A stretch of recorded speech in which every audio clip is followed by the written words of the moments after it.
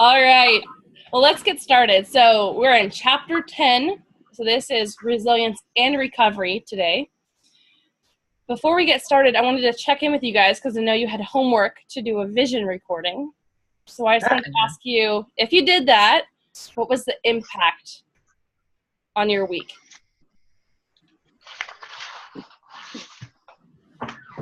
Who would like to share first? I can go first. Wait a minute. There we go. I did do mine, and it was impactful, and I did like it. So I did do it. I'm not going to share it with you right now, but I did do it. It was good. Yeah, you don't have to share it. It can be private. It's okay. Okay, good. Sometimes we just need to give ourselves that permission to dream and not critique it. Saying something out loud, saying anything out loud is a bigger impact, and that's what we do to an extent when we asked our clients certain questions. So it was good to say it out loud. Yeah, there's so much power in saying it. Exactly. And I think making a dream and making the ideal tangible is amazing. Yes. Well, thanks for sharing, Robin. What about you, Mike? Yeah, it was interesting. I only did it today, so it didn't really impact my week per se, but it was kind of like many things that the value is at least partly in the exercise itself. And so just going through and thinking about what I wanted to say was a helpful exercise itself. I got into a much greater level of detail around the things that I was planning to put into the recording, greater than I thought I would. So there was learning in that, there was things that I know I can carry forward through the next 3 months. I was looking at a 3-month window. And so there are things kind of like planted seeds, not to use the flower analogy over and over, but it never gets old. Yeah. So there's some seeds there that I want to try to keep top of mind and see what happens with them. So. That's awesome. Well, thanks for sharing, Mike. All right. Sarah, did you do a vision recording? Yes, I had a blast with this assignment. I thought it was really fun. Like last week, I got all inspired after class and I wrote down all my dreams and whatever, in like the next 3 months. And there was I had this huge list. I didn't even realize. I had like 8 or 10 different separate ones. And I was like, wow, I didn't even realize all of that was really swimming around up top. So it was neat to just kind of see them all written out. And so one of them was about creating vital energy every day and doing more exercise and healthy things to just on kind of increasing my healthy energy every day. So I wrote it out last it made me realize how much I like spin class and how that contributes to it. So I actually bought a membership over the weekend at a spin cycle studio, and I've been 3 times with my friend, and I feel really good. So I feel like it. Sorry, guys. I am babysitting my daughter's dog. Let me. The dog was just responding to Sarah. Yes, that's it. Yes, no doubt. Well, Sarah, I just want to congratulate you on putting something like a vision into action. That's what it sounds like. Yeah, and then this morning I was like, oh, I need to have it for class, and so I hadn't put a song to it yet, and so I recorded it to that Alicia Keys song, "This Girl Is on Fire," and I started laughing. I was like, this is so silly, but it's so good. It's neat when you actually do it and you realize, this is really good. It really works. So that's awesome. The music selection part is incredibly hard. Yeah. Yeah, that's true. That's true. Maybe do a couple different versions with a couple different songs. Mm-hmm. Thanks so much. Do one within interpretive dance. That would be a good one too. So. Yeah. Some people do it when they like they listen to the recording and then they draw something as they're listening to it, whatever comes to them. So that's another form of vision recording too. Well, congratulations, Sarah, on taking steps to put your vision into a reality. Really good. Thanks. What about you, JC? I did mine on the way home tonight in the car. It's been that type of week for me. I really liked kind of the planning of it. I thought a lot about what I wanted to put into it, but I didn't actually make time to do it until I was driving home today. And I ended up using the Katy Perry song, Roar. I love that. Yeah, I used to listen to that when I was training for a half marathon that I did a while back, and that was always my go-to song to get amped up, so that was what I went with. Awesome. And what was the impact of that, JC? Well, I spent a lot of time thinking about it this week, but since I just did it today, I think I listened to it twice in the car, but thinking about it was good. It helped me kind of think about what I wanted to focus on the next couple months. There's a lot going on with work and this class and another class that I'm in, so it's busy, but it's all good. It's all doable. Yeah. Thanks for sharing, JC. All right. What about you, Eddie? Yeah, I did, and I would like to share and listen to the feedback because I don't know if I get exactly what the meaning is. Let me understand. It's supposed to we say something in the record, right? Yes. So it was the assignment was a vision recording.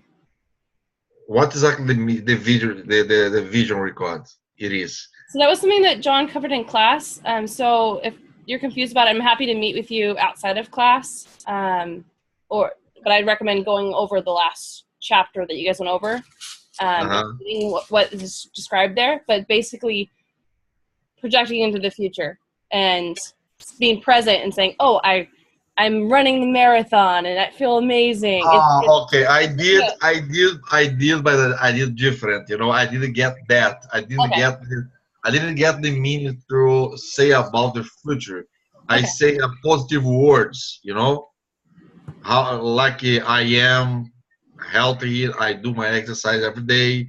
That kind of stuff that I did. Okay. Well, that's helpful too, Eddie. So check out the vision recording stuff and try it again. But what you did was helpful too, I'm sure. Okay, I understand about the vision board. I have this, but when I did the records, I didn't put the records relate to my vision. Okay. Well, you can do it. I think I did it wrong. No, it's okay. It's okay. Go ahead. What I did in the record, I can put the tape for you guys. Listen, I just put something as a positive affirmation. Very cool, Eddie. Well, it's your choice if you want to do a vision recording from here on out. Kellen, did you get a chance to do your vision recording? I haven't yet. I guess one thing I did want to ask about, I wanted to see what everyone else thought about whether or not they were thinking that having lyrics if that sort of if that kind of challenges, your own speaking in your own words, if putting your words against other words in a song works. Or if everyone was kind of thinking that, maybe it might be okay to do just instrumentals or something like that. What does everyone think about that? What's that? Hey, what do you guys think? Well, I had a funny moment because mine was kind of like the beginning and ending of a day, and there was a little space in between. But I hadn't really thought about it, but the chorus just happened to come on, right in the space. of This Girl Is on Fire. And so I just naturally was like, and you know why that is? And then I just let this play, and it like was reinforcing to have the lyrics in there. But I think it really is a personal thing. So like it depends on what mood you're trying to set or what you're trying to express. And yeah, I think we can adapt it. Yeah. I like what you said, Sarah. So it needs to be what's best for you, Kellen. So I think it works. You could have it with no music, or you could have it instrumental, or you could have it interject with a song, or the song the whole way through. I think it just depends on what feels right to you. Okay. Well, is everyone going to be playing theirs if they have them ready? Are they going to be doing that today? I wasn't planning on having you guys play them. I think it's a kind of a personal choice. If you want to share one, we can arrange for that. Okay. So I thought we had to share it. I thought, so we don't actually have to. I would leave that up to you, just because it can be so personal. John did indicate that we would be sharing a little bit over the next 2 weeks, but I'm kind of with Kellen and Hannah. Yeah. And if you guys are more comfortable, you can share it with me privately. We can, if you want that as well, or if you're willing to share it with class, that would be great. However, I'm a fan of if people want to volunteer. That's what I would more encourage. And sometimes you want to develop it and feel confident in sharing it and comfortable. So if you would like to share it, that would be greatly appreciated, I think, for the benefit of everyone in the class. But if you don't, I want it to be for your benefit, if what's best for you as well. Is everyone good with that? I kind of want to hear Sarah's, though.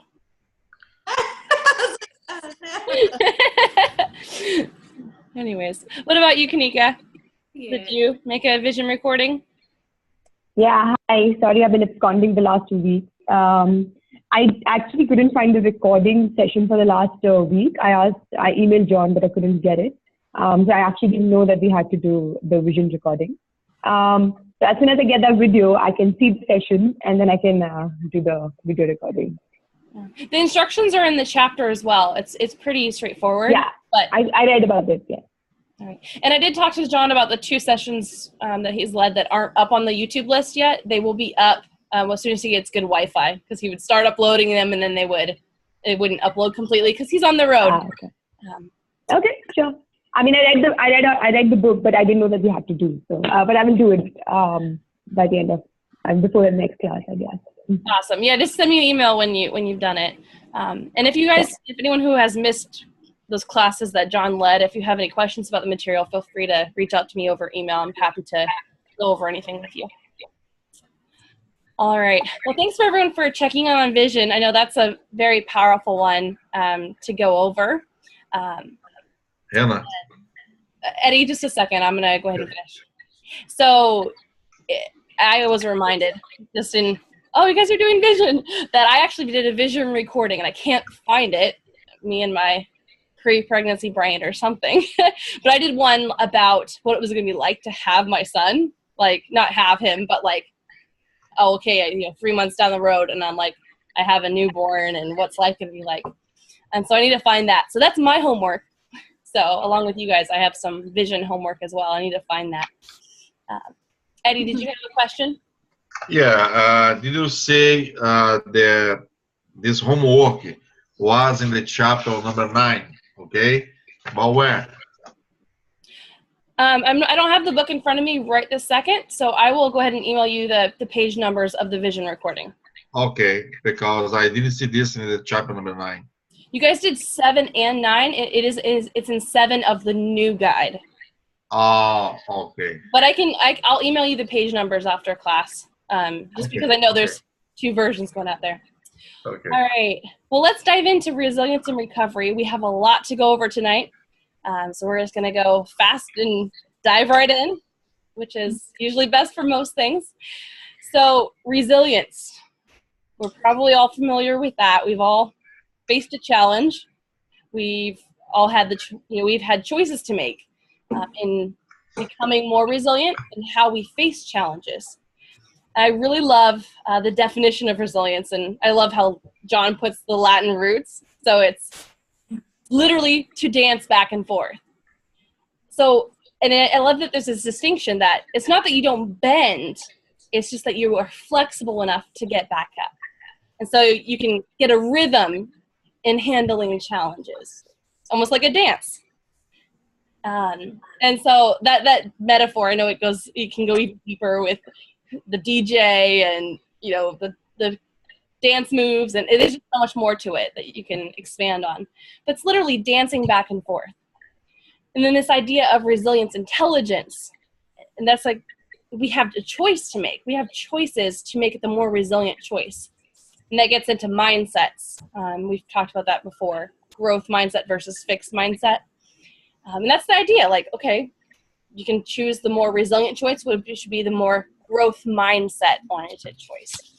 So this idea of exploring resilience with our clients. And so what I'm actually going to do before just talking about resilience a lot is I'm actually going to demo just exploring resilience with one of you. Who is up to explore just this foundation, what foundation you have for resilience in your life?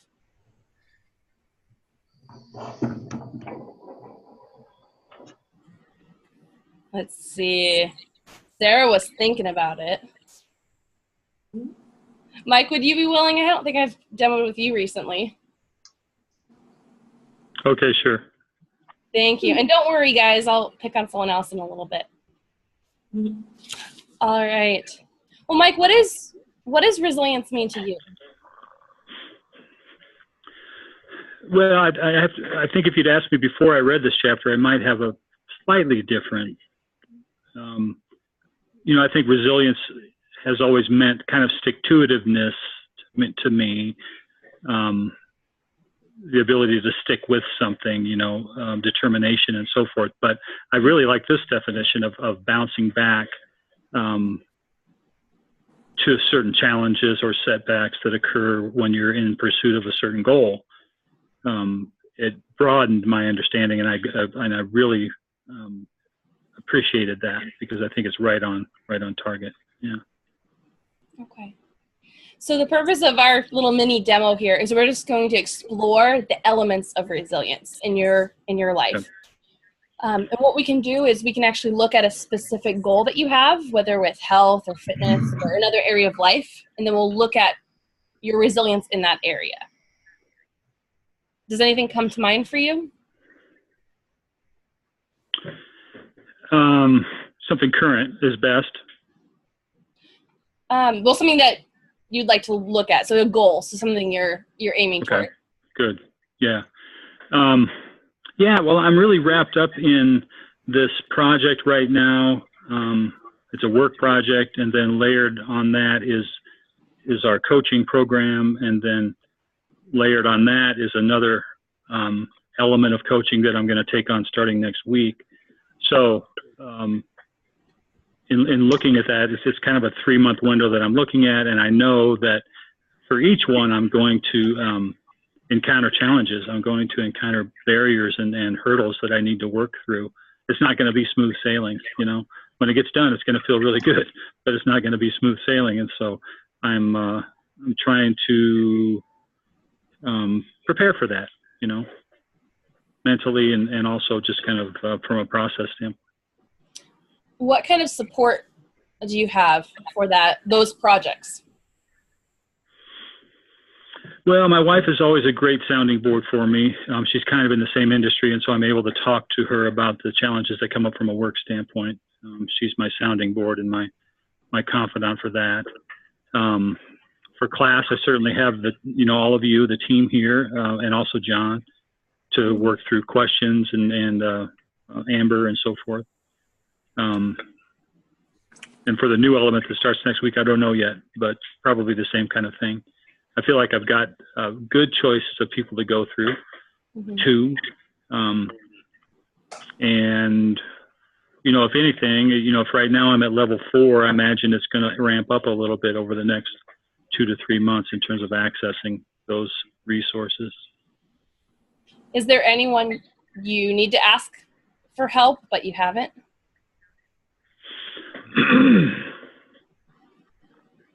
That's a good question. My sister is somebody that I respect a lot, and I don't reach out to her very much because she's got her own sets of things going on, like everybody does, you know. Mm-hmm. But she is certainly somebody I could and would reach out to, and probably should, you know, just to strengthen our dialogue and our connection. You mentioned that there's going to be challenges with these couple of projects that are kind of layered and intermingled with each other. Right. To what degree do you believe in your capacity to work through those challenges? I feel good about that. Yeah, I was looking at the different pieces. Well, I shouldn't cheat and look at the book. I do feel good about it. I think, you know, given the challenges that I've faced over the last two and a half years with work and health and so forth, that it takes a lot for me to get shook these days, you know. Mm-hmm. It's not always going to be fun.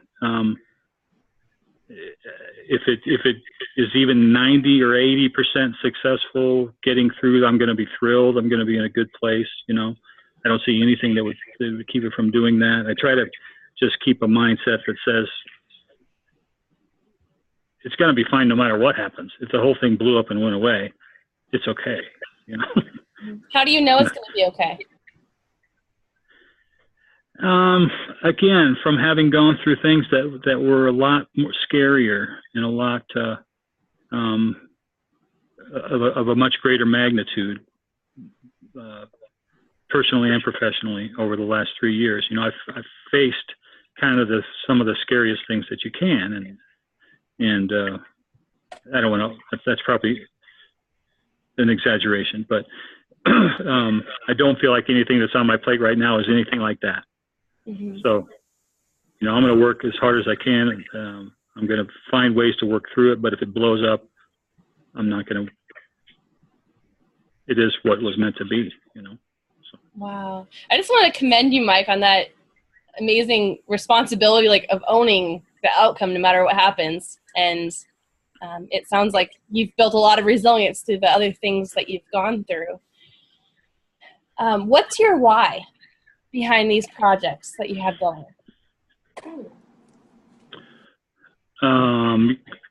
Tell me more about the question. What's my why? Like, what's motivating you? What's driving you? Yeah, on the work project, it's kind of it's a big project. It's a very public project. It takes a lot of thought, a lot of pieces to the puzzle. Very big, high publicity kind of project, and that's challenging. And so I want to. It's almost like a end of my career holy grail of the hard projects, you know. And if as I move away from that career and into coaching, this is a great way to finish off, you know. Not that it's going to be my last one ever, but I'm really looking at it as kind of a mountain, you know, to get up and raise the flag and say, yahoo, I did it, and let's go do something different. And then for the coaching related stuff, the why is because I'm so looking forward to this new career, this second career, you know. I want to get started every day. I wake up and I say, I want to do this today, you know. I want to start working with people today. But time will go quickly, and we're learning so much along the way. So the why there is just an excitement around wanting to start something new in life, you know. Wow. So it sounds like climbing a mountain and raising the flag and getting ready for the next mountain. Yeah, exactly. Hopefully it's a little bit smaller. It doesn't take 30 years to climb, but that's okay. How has the mountain that you're almost to the top of this other career, how is the climb up that mountain going to benefit this new climb up this coaching mountain? Good question. Yeah, there's a lot of stuff I can draw from, you know, over such a long career of working for other companies, starting my own companies, understanding the nature of brand and positioning and purpose and websites and marketing collateral. And all that good stuff, which will totally be relevant again. Understanding the swings of business,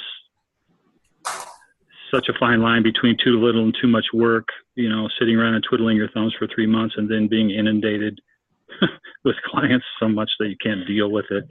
So there's so many lessons that I'll be able to bring forward from a business management standpoint. Now, from a content and purpose standpoint, it's a brave new world, but that's exciting too. Got a renewed hunger to learn that I haven't had in a long time. The stuff I've done in my other career has been almost in my sleep. Anymore I don't even hardly have to think about it all that much. But this is something where I really have to think in a new way and work in a new way, and that's exciting when you're an old guy. What are you grateful for with this new adventure? I'm grateful for so much. For the opportunity to do it, for just being here, to do it, for finding something that I feel like I can really embrace, get excited about, that I feel like I can do successfully, and help people who have gone through. I think I think a lot of people have similar feelings as you get into your 50s and you're looking for career 2. A big element is giving back and helping others, where first career may be that. For me, it really wasn't a part of that. So that's a new environment, that's a new set of challenges, but a new set of potential rewards, and a new way to think about and feel about what is essentially work, but maybe won't feel like work. How can you use your gratitude to help you through the potential challenges that you'll face? Well, again, I think just an understanding that there's not really anything terrible that can happen. Yeah, there will be failures, and yes, there will be dissatisfied clients, and yes, there will be times when I feel like I don't know what I'm doing, and I'll be heavily invested in that because I'll feel like people are dependent upon me to do things well. These people that I'll be working with have significant needs, and they're going through a lot, and so I'm going to carry that on my shoulders. But at the same time, gratitude is such an incredibly powerful motivator and calming effect. To stop, look around, and breathe, and realize that everything's going to be okay. Awesome. Well, Mike, we could keep going, and I just wanted to thank you so much for sharing. Yeah. I don't know about you guys, Thank you. but I always get energized when people talk about gratitude. It's just like, just even talking about it is amazing. So I appreciate you, Mike. So that was just demoing exploring a goal, and then looking at, so this is on page 168 of the new guide. So that was exploring resilience in terms of a certain goal that they have. So appreciate that, Mike. So just before we move on to talking more about narratives with setbacks, one thing I do want to say about resilience is that we need setbacks. Those things, what song is it? What doesn't kill you makes you stronger. Mm-hmm. We need those things to strengthen us. If we never had any failures, how would we know how to respond to them? How would we grow if we didn't have challenges? Just like, how would you, I know it's possible to build maybe some muscle by just moving your arm maybe, but if you don't have that resistance, you don't have that challenge, how is your muscle going to grow?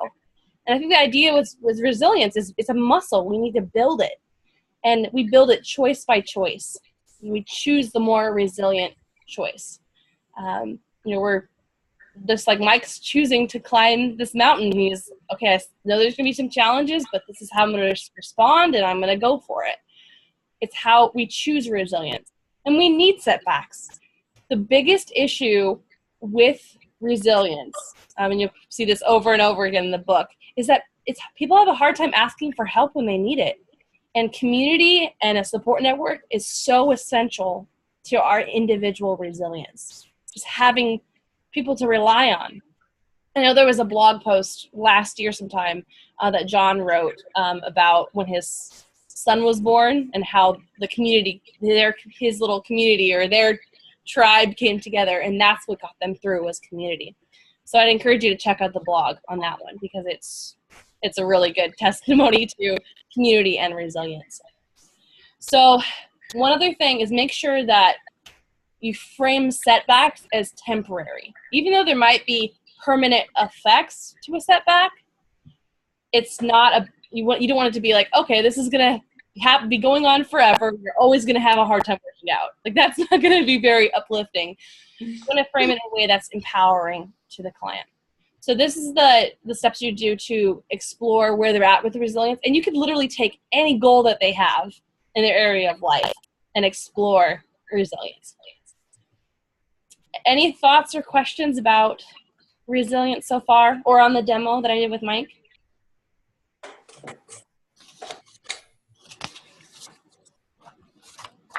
Okay.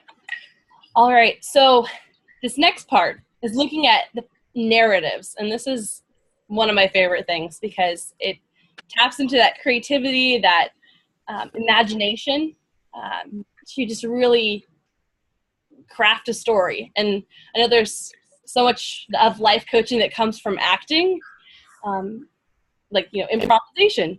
As coaches, we improvise. But in terms of the narrative, we're actually helping clients craft a narrative based on their setback. So they identify the theme, they create what's the main character, what's the plot. And so they are able to externalize. That's the key with this, is they take that experience that they're internally reveling in, and then they make it an external story. They craft it. It's something almost tangible. And the power in that is that they're able to almost step outside of their setback and explore how they can rise from it as the main character in their story. So this is one of my favorite exercises. So I was wondering, I know we have the sleep wheel and all of that to demo as well, but is there someone that wants to make a story? And actually, let's do this in breakout rooms, because we have an even number. That way we can all make a story. But the main point is to make sure that you externalize it, and then there's a bullet point to go through, but make sure that you understand what a narrative is and why it's helpful. Because if you introduce this with a client and said, okay, we're going to make a story out of your situation, they might feel like, why do you want to, almost like making fun of their story or their situation. You don't want that. You explain why. We're going to look at your situation in terms of a story. You're going to be the main character. Would you like to do that? So obviously, ask permission is really helpful here too. But you invite them, just with a lot of the other exercises that we do, to be creative, to tap into their imagination, to withhold judgment, and just imagine, okay, what is the genre of this narrative? That's a really fun one. I know for me, one thing that it was very random, that when I did this last time, it was Anne of Green Gables. So it could be a story that already exists, that maybe a character you relate to, or it could be a totally new story. But I know I did that with once, and it kind of turned it something that was like really hard into a comedy. And it was like, you almost see it in a different light. So with narrative, perspective is so powerful, because you get this new perspective. You're able to look at your setback in a different light. And then you're able to see when everything climaxes and, what's the conclusion to this story. So we're going to go ahead and do this in breakout rooms, but just remember that it needs a theme, and you're looking specifically at the character. So you're looking at, what are the character traits of this main character? What is their personality like? And so on. I think another thing too, you can explore resilience. So you can look at how do they handle challenges? How do they bounce back or dance back from challenges? What's their motivation? So you can tie a little bit of resilience in there as well. That can actually externalize, oh, I can be resilient because my character can be resilient. And it's a really cool thing to see. Does anyone have any questions so far?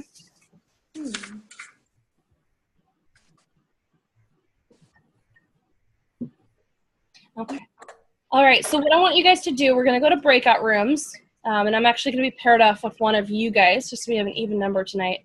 And we're going to follow the steps on page 172. So it tells you, okay, we're going to, well, 171, because you'll set the space, explore, and look at the obstacles. So look at their mountain. What's their current mountain right now? And then reflect a little bit on resilience, and then develop the story. So character, what are their hopes and dreams and fears? What are their traits, which is your traits, right? What's the story's theme? I like to think of what's the genre too, because that's a real, putting your situation into a country western can frame it in a totally different way. And then, what's the challenge? So that's what they're, the current challenge, but you're putting into the story. And then, what's their reason? What's their motivation? What's their why? Like I asked Mike. And then what's the ending? And so that can be almost like the vision. Like what do they hope will happen? Or what do they want to happen? So those are the steps. And then you take it from out of the story into reality. So, for example, Anne of Green Gables, I explored a really deep issue and is able to almost laugh at it afterwards.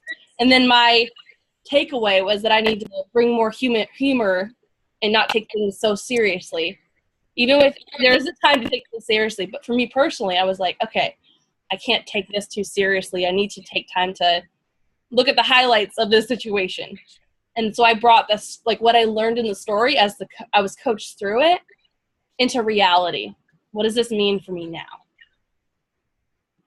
So this is a wonderful exercise. So we're going to dive right in. So we're going to spend the next 20 minutes, so 10 minutes each. So make sure you time yourselves. And we're going to follow the steps on page 171 through 172. So developing a narrative from a setback or a challenge. Any questions before we go? Kellen? Can I haven't been paired up with Robin. Can I pair up with her? I'm good with that. Does anyone else have requests? Okay. Because I know it automatically pairs sometimes, and most of the time. So unless you let me know, thanks for letting me know. I'm happy to pair you guys up. Okay, Kellen, I didn't even pair you guys, and it just automatically put you guys two together. It was meant to be. Cool. Thank you. Awesome. All right.